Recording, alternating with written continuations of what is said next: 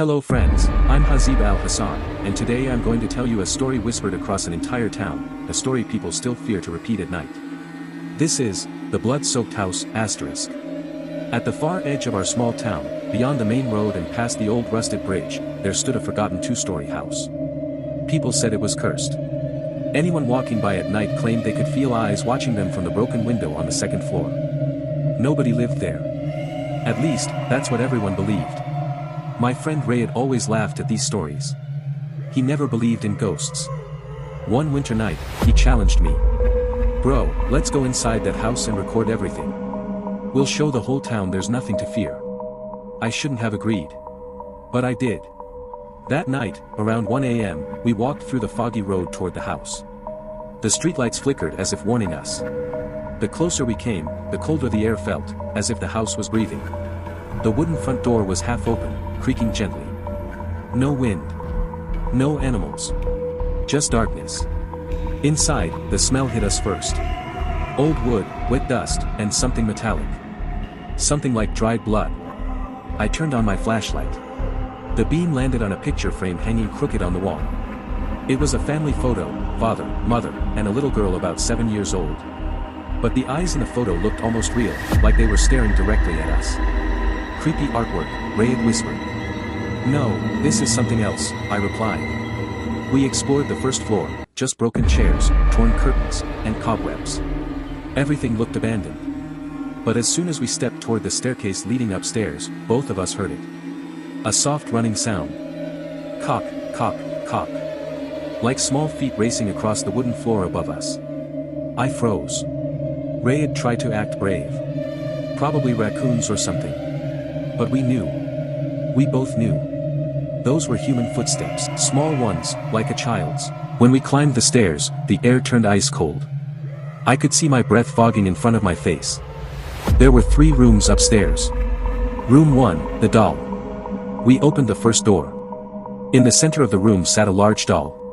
Hair messy. Dress torn. Eyes white, empty. But the worst part. There was something smeared around its lips. Dried blood. "Who the hell leaves a doll like this?" Ray had whispered. Before I could answer, we heard something behind us. A quick, soft footstep. We turned. No one was there. The hallway was empty. Room 2, the diary. The second room was almost bare, except for an old wooden table. On the table lay a dusty diary. Something in my gut told me not to touch it. But I opened it. The entries were frantic, shaky, and smeared with tears, or perhaps blood. They came from my daughter.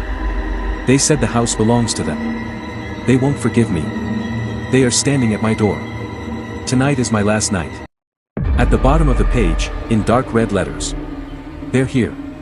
I felt my heartbeat in my throat. Ray had stepped back. "Man, we should leave." But curiosity pushed us toward the final room. Room 3, the girl. The moment I opened the third door, my flashlight flickered and went out. Complete darkness swallowed the room. Then, a scream. Not loud. Not human. A child's breathless whisper scream. Ray had grabbed my arm. "Hazib," someone touched my neck. My flashlight flickered on. And we saw her. A little girl. Standing in the far corner. Hair covering her face. Feet not touching the ground. Her head slowly lifted. Her face. There was no face. Just a gaping, hollow black hole. My flashlight died again. In the pitch darkness, whispers erupted from everywhere. Hundreds of voices. "Why did you come? Why are you in our home? You disturbed her." Something grabbed my shoulder. Cold. Thin. Small. A child's hand. I shoved backward, hitting the wall, searching for the door in the dark. Ray had tried pulling the knob but it wouldn't open. Then suddenly. Clack. The door burst open by itself and we ran. Down the stairs. Across the hall. Out into the freezing night.